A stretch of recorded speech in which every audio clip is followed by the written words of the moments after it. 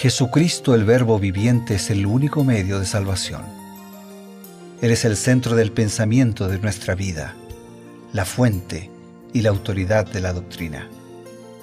El principal propósito de la vida de Cristo fue la obediencia a los mandamientos, exaltando la ley de Dios como un reflejo de su carácter.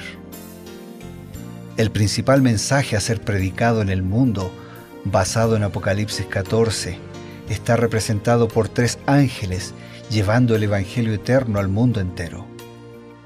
Este mensaje se basa en los encantos inigualables de Cristo y declara que la hora del juicio ha llegado y llama a obedecer los mandamientos de Dios. Mediante su palabra, Dios ha comunicado a los hombres el conocimiento necesario para la salvación. Las Santas Escrituras deben ser aceptadas como dotadas de autoridad absoluta y como revelación infalible de su voluntad. Y aunque el canon de las Escrituras inspiradas está cerrado, el Espíritu Santo continúa iluminando, amonestando y confortando al pueblo de Dios a través del testimonio de Jesús, el Espíritu de profecía. El camino a la vida se traza a través de un camino angosto que debe ser recorrido con confianza en las promesas que Dios dejó a hombres y mujeres fieles que dedicaron sus vidas hasta la muerte por el Evangelio eterno. Los fundadores de la Iglesia soñaron con el día en que la revelación sería una realidad en sus vidas. Miraron con los ojos de la fe aquel día glorioso cuando finalmente la promesa sería cumplida en la venida magistral de Jesucristo a esta tierra para recompensar a cada uno según sea su obra.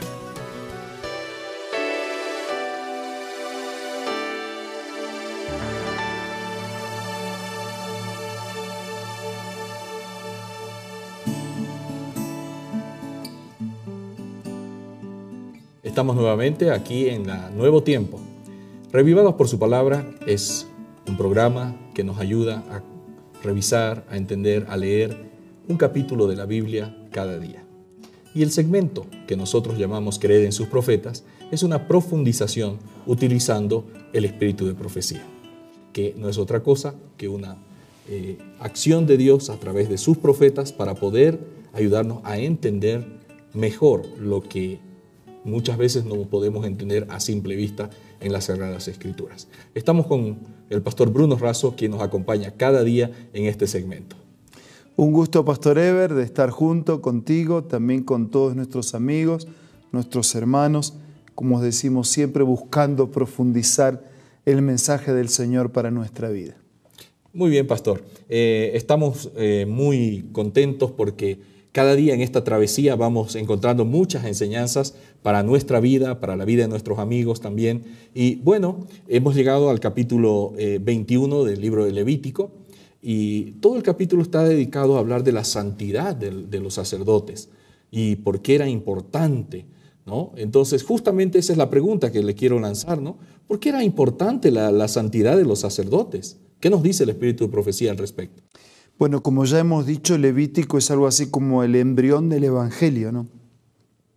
Rituales, culto, sacrificio, y los sacerdotes lideraban ese ritual, ese culto, esos sacrificios que representaban, que ilustraban, que enseñaban. Entonces, ¿por qué era importante que quien lideraba tuviera una vida de santidad? Voy a buscar la respuesta en la lectura de esta declaración del espíritu de profecía. Los que aspiraban al sacerdocio debían venir cada uno con un incensario y ofrecer incienso en el tabernáculo en presencia de la congregación.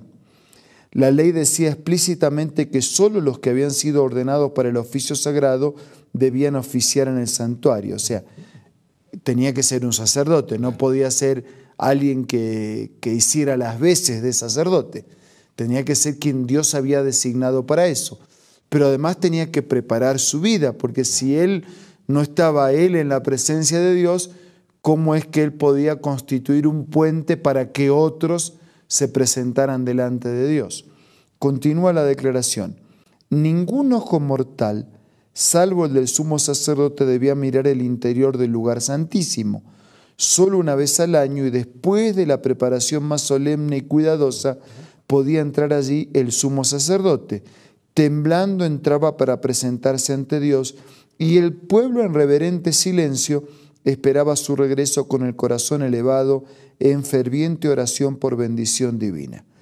Ese líder espiritual representaba por un lado al pueblo y por el otro lado a Dios. Claro. Él se presentaba delante del pueblo con el mensaje de Dios y delante de Dios con el mensaje del pueblo. El mensaje, el ritual, el culto del pueblo era un culto de reconocimiento de sus pecados y de búsqueda de perdón. El mensaje que el sacerdote presentaba ante Dios era ese, y Dios perdonaba. Así que el mensaje que volvía al pueblo era un mensaje de perdón, de restauración. Entonces, Eber, fíjate la trascendencia de ese hombre, claro, que representa ante Dios al pueblo y ante el pueblo representa a Dios, como para no temblar. Claro, y justamente, ¿no?, la cita que leyó dice que el sacerdote entraba temblando para presentarse ante Dios. O sea que era algo de una extrema importancia, una santidad que obligado tenía el sacerdote que cumplir con toda preocupación esa tarea, ¿no? Sí, sin ningún lugar a dudas. Y nosotros lo estamos poniendo en términos del pasado porque estamos recordando esta historia. Claro. Pero si lo ponemos en términos de presente es lo mismo. Todo sacerdote, todo ministro, todo pastor, todo rabino, todo líder espiritual tiene que cumplir esta función. Presentar al pueblo delante de Dios y a Dios delante del pueblo. Solemne responsabilidad. Interesante, pastor, lo que está diciendo. Y hablando de esa solemne responsabilidad, en algún momento había mencionado que a veces nos vamos acostumbrando a algunas cosas que suceden de manera cotidiana y parece que en algún momento algunos sacerdotes tomaban ya como una cosa así muy rutinaria su tarea y ya no se presentaban delante de Dios con la santidad debida, y en vez de eso empezaron a, más bien, simplemente a buscar una reputación de santidad, nada más como ocurrió en el tiempo de los sacerdotes, en el tiempo de Jesús, ¿no? Pareciera que ellos solamente buscaban figurar, ¿no? Creo que hay un peligro en eso y no sé si el espíritu de profecía nos dice algo justamente de lo que estaba aconteciendo con los sacerdotes en el tiempo de Jesús. Sí, dice, y lo voy a leer textualmente. Dice así: el odio a los romanos y el orgullo nacional y espiritual inducían a los judíos a seguir adhiriéndose rigurosamente a sus formas de culto.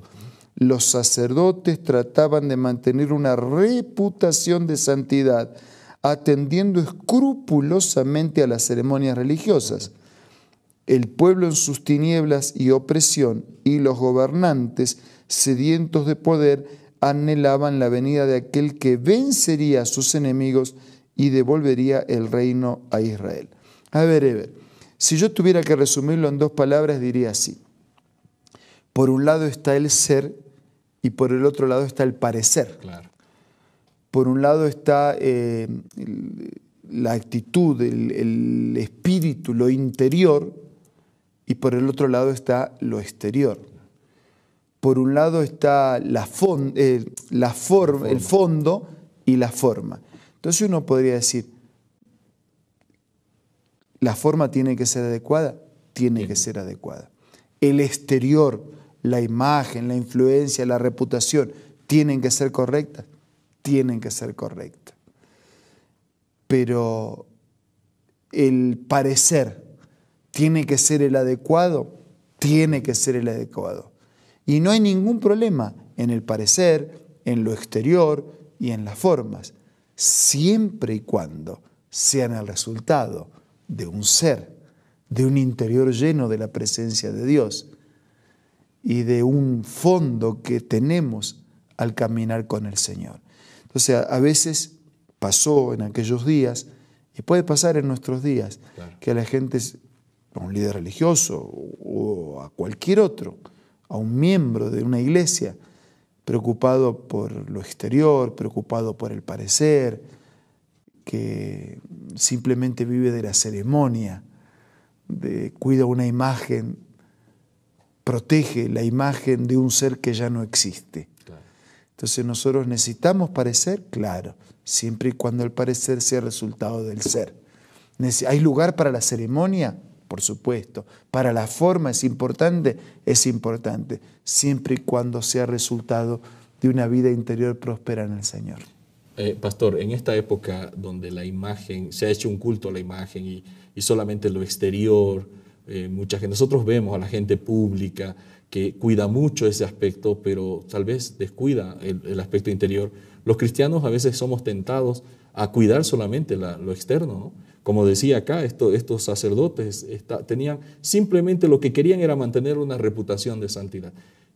¿Cómo evitar ese peligro? El apóstol San Pablo lo dice de esta manera: Dios produce en ustedes tanto el querer como el hacer por su propia voluntad. Es Dios quien coloca en mi corazón el deseo de vivir una vida adecuada y el Dios quien coloca en mi vida el poder para llevar adelante ese deseo santificado por su presencia. Nadie puede desear lo santo y lo sublime si Dios no está en el corazón. Y nadie puede hacer y vivir una vida obediente al Señor si el Señor no está en el corazón. Gracias, pastor. Esa linda explicación nos deja con una meditación. Mientras tanto, tenemos un mensaje importante para ti que estás con nosotros.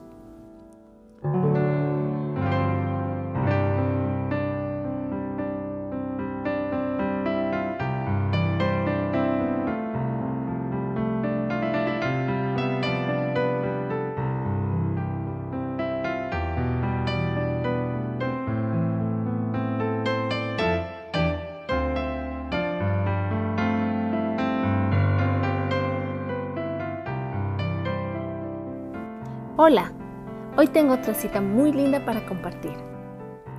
El Dios del cielo luchó consigo mismo entre dejar que el hombre culpable pereciera o entregar a su cariñoso Hijo para que muriese por la raza humana. Los ángeles estaban tan interesados en la salvación del hombre que entre ellos se podía haber encontrado a quienes habrían renunciado a su gloria y dado su vida por el hombre que perece. Pero, dijo el ángel, eso no serviría de nada. La transgresión era tan enorme que la vida de un ángel no podía pagar la deuda. Únicamente la muerte e intercesión de su Hijo podía pagar la deuda y salvar al hombre perdido de la tristeza y la miseria sin esperanza. Qué linda cita, ¿verdad? Esta tú la puedes encontrar en este libro maravilloso, Primeros Escritos, escritos por Elena G. de White. Puedes descargar esta aplicación ingresando al App Store o al Play Store, buscando Elena G. de White, o visita una iglesia adventista del séptimo día más cercano de tu hogar. Solo nos queda dar gracias a Dios. Su amor es tan infinito, su amor es tan puro, pero sobre todo tiene un propósito: salvarnos a nosotros, llevarnos a la patria celestial. Con esa gratitud en el corazón, nos despedimos con una oración. Vamos a orar. Señor, te damos gracias, muchas gracias por los alcances de la salvación eterna para nuestra vida. Te agradecemos por las oportunidades que nos ofreces y te pedimos que nos bendigas, que obres en nosotros tanto el querer como el hacer por tu buena voluntad. Que Jesús pueda ser soberano en nuestra vida y que siendo líderes religiosos o siendo religiosos o siendo personas que te buscan porque te necesitan, podamos todos vivir en armonía con tu palabra. Lo pedimos, lo agradecemos en el nombre de Jesús. Amén. Amén, Señor. Con ustedes, nuestro compromiso, nuestro encuentro, el día de mañana, a través de Nuevo Tiempo, reavivados por su palabra y creed en sus profetas. Hasta entonces.